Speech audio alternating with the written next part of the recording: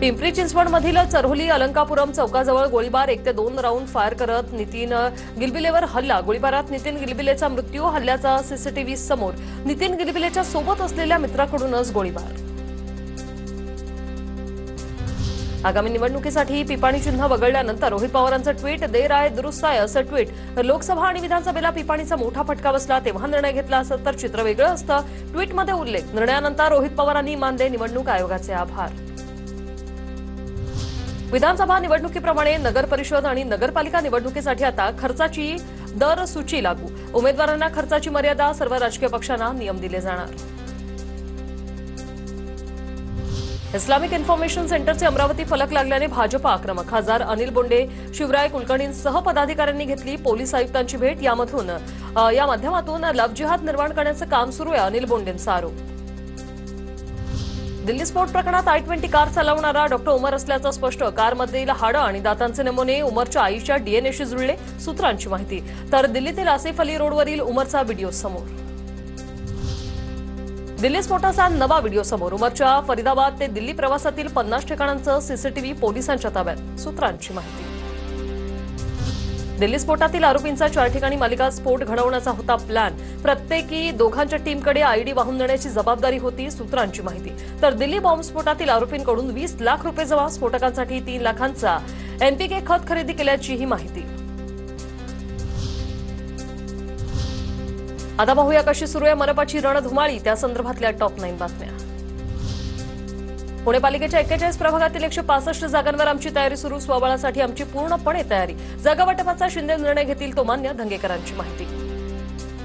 41 प्रभाग आहेत आणि 165 त्याच्यामध्ये उमेदवारांसाठी जागा खुल्या आहेत। मग पुण्यामध्ये अनेक सामाजिक संस्था संघटना आहेत आणि या सगळ्यांना घेऊन एक पुण्याच्या विकासासाठी एकत्र येणं हरकत नाही।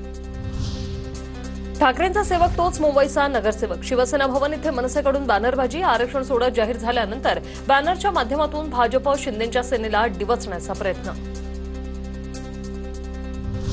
एक संधी नव्या नेतृत्वाला। माजी महापौर किशोरी पेडणेकरांच्या प्रभागात बॅनरबाजी। शाखा प्रमुख गोपाळ खाडेंच्या पत्नींना उमेदवारी देण्याची मागणी। उमेदवारी निवडीबाबत उद्धव ठाकरेंसमोर नवं आव्हान। यंदाच्या महानगरपालिका निवडणुकीत काँग्रेस भाजपसह ठाकरेंच्या सेनेकडूनही नवी चेहऱ्यांना संधी। आरक्षण सोडतीत अनेक माजी पुरुष नगरसेवकांचे वॉर्ड महिला आरक्षित। पक्षांना महिला उमेदवार शोधण्याची वेळ। तर ठाकरे सेनेच्या माजी महापौर किशोरी पेडणेकर आणि श्रद्धा जाधव पुन्हा दिसणार निवडणूक रिंगणात। कितीही काही झालं तरी हा वॉर्ड सोडणार नाही, तेजस्वी घोसाळकरांचं वक्तव्य। आम्ही जे उमेदवार देऊ ते निवडून येतील। ओबीसी वॉर्ड झाल्याने लोकांमध्ये नाराजी झाल्याची तेजस्वी घोसाळकर यांची प्रतिक्रिया। काँग्रेस पुणे महानगरपालिकेत एका कुटुंबातील एकालाच तिकीट देणार। काँग्रेस अध्यक्षांनी निर्णय घेतला असल्याची माहिती। महापालिका निवडणुकीची सोडत निघाल्यानंतर अनेक वॉर्डात उलटापालट। ठाणे पालिकेच्या आरक्षण सोडतीत दिग्गजांना फटका। माजी महापौर मीनाक्षी शिंदे, पूर्वेश सरनाईक, शानू पठाण, नजीब मुल्ला यांना फटका। नेत्यांना दुसऱ्या वॉर्डाचा आसरा घ्यावा लागणार।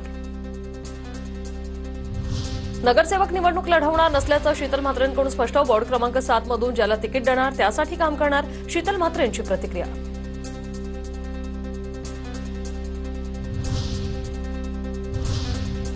आता बघूया स्थानिक पातळीवर कशी समीकरणांची जुळवाजुळव सुरू आहे, त्या संदर्भातल्या टॉप 9 बातम्या। मुंबई महापालिकेत भाजपचं मिशन 150। गेल्या निवडणुकीत भाजपला 82 जागा मिळाल्या होत्या। भाजपचा 100हून अधिक जागा जिंकण्याचा निर्धार। राज्यात 7 महिन्यात 18 लाखांहून अधिक नवीन मतदार, तर 4 लाख नावं वगळली। निवडणूक आयोगाकडून आकडेवारी सादर। यंदा स्थानिक स्वराज्य संस्थांच्या निवडणुकांसाठी 9,84,06,626 मतदार असणार। अंबरनाथ नगर परिषदेसाठी शिवसेनेला भाजपकडून युतीचा प्रस्ताव। सेनेच्या वरिष्ठ सूत्रांची माहिती। 3.5 वर्ष शिवसेना आणि शेवटचे 1.5 वर्ष भाजप अशी सेनेची भूमिका असल्याची माहिती। पुढील चर्चा सुरू। लवकरच निर्णयाची शक्यता। स्वबळावर लढण्याचीही दोन्ही पक्षांची एकीकडे तयारी। माजी आमदार चंद्रकांत दानवे पक्ष आणि कार्यकर्त्यांना विकून टाकणार। त्यांना कार्यकर्त्यांशी काही घेणं देणं नाहीये, त्यामुळे हे स्वतंत्र लढणार नाहीत। भाजप आमदार संतोष दानवेंची चंद्रकांत दानवेंवर टीका। अध्यक्षाचा चेहरा असेल किंवा जे कुणी नगर सेवक म्हणून ज्यांना उमेदवारी करायची, या सर्व त्या ठिकाणी मोठ्या प्रमाणामध्ये काँग्रेसच्या गळ्यात देऊन आपला पक्ष आणि कार्यकर्ते विकण्याचे काम करणारे हे स्वतंत्र लढणार नाहीत. परभणीच्या पूर्णामध्ये मवियाकडून नगराध्यक्षपदासाठी प्रेमाला एकलारेची उमेदवारी जाहीर. बैठकीत खासदार संजय जाधव यांची घोषणा. रत्नागिरीच्या खेडमध्ये महायुती होण्यासाठी रवींद्र चव्हाणांचा पुढाकार. खेडमध्ये महायुतीचाच उमेदवार निवडून आलेला असेल. गृहराज्यमंत्री योगेश कदम यांनी व्यक्त केला विश्वास.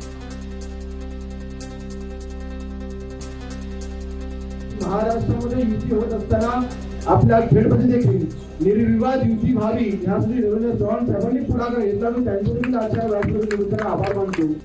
त्यावेळेला खेडचा नगराध्यक्ष हा युतीचाच निवडून येईल हा माझा ठाम विश्वास आहे.